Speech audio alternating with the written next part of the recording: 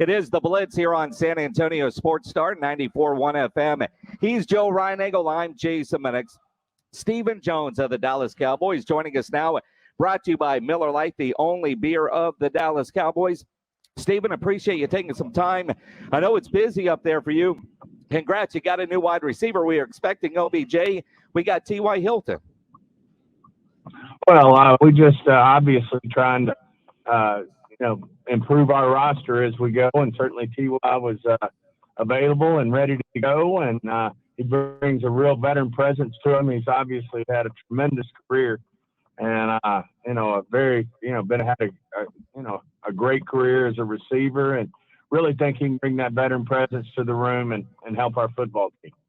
Well, Stephen, I've got to ask you because it doesn't sound like OBJ is a lost cause for the Dallas Cowboys. There's a report out that says you guys met with him this week. Can you verify that report? Again, I don't want to comment too much. I know Drew's made a few comments. It's a fluid situation that's competitive, and it's just probably not in anybody's best interest to make any comments at this point, other than it's certainly not dead. Fair enough. Stephen Jones joining us here on the Blitz. Stephen, on the offensive line, you lose Terrence Steele for the season about the time you're getting Tyron Smith back.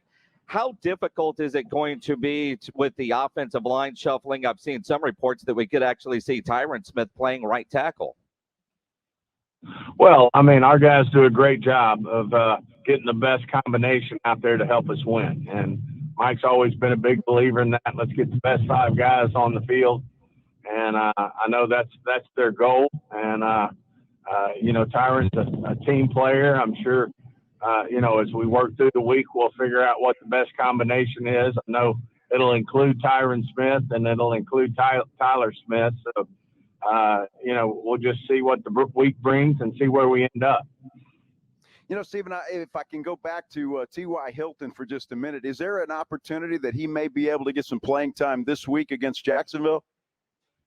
Certainly hadn't been ruled out. We're going to see how he does this week. I had a good day today, and we'll see kind of what the rest of the week brings. And if we feel like he can help us beat Jacksonville, then he'll be up. Do you find it odd, Stephen, that you guys don't have a long history with Jacksonville? In fact, the Cowboys have never actually beat Jacksonville at their home stadium in their past. Well, they're, obviously one of the newer franchises in the league in terms of, how long, although it's been quite some time. But, boy, it does seem that we tend to not play them much. But certainly I know they got a great football team. They got a great young quarterback. Certainly a team that played, not like the Texans. Every time you go out there, they pay their guys. They have great coaches. They've got great personnel people, and we'll have our hands full. Yeah, no question about it. Mike McCarthy even said today he would have preferred to have played Jacksonville a few weeks ago because Trevor Lawrence has really seemed to find his rhythm, and he's playing some pretty good football right now.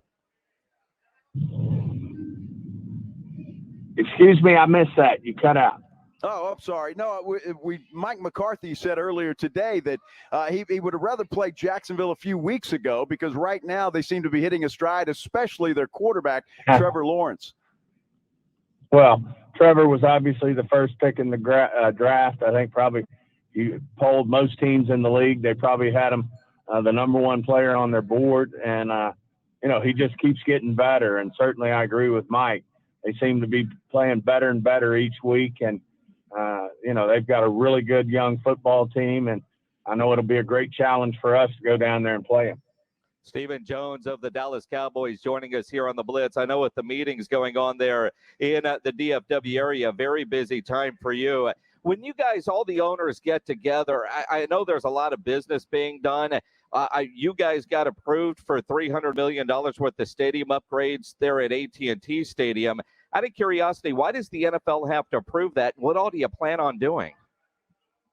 Well, the NFL approves it because you look, they have a financing program in place at the league level where you get visiting team waivers to, we all do this for the other 31.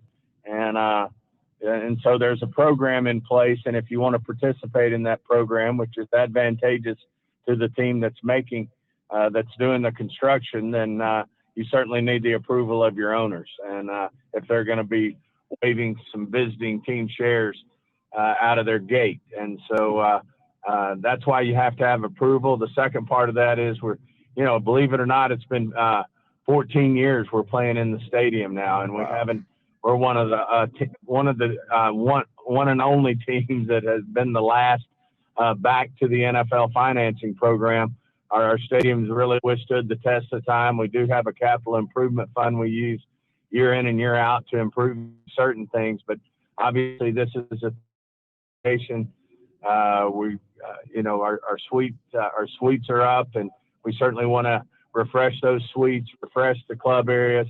As we all know, audio video changes yearly, and it's been 14 years since we've had a major overhaul of our audio video. Our fans certainly deserve to have the best, and we want to do that as well. So we're going to have a great renovation that'll, I think, really improve and make it even better for our fans, which they so well deserve. Certainly learned something new about Absolutely, the fund. And as somebody that goes to the stadium frequently, I didn't know it needed upgrading, but I can't wait to see what you guys do with that $300 million. Stephen, always appreciate the time. Good luck this week down there in Jacksonville. Sounds great, guys. Great being on.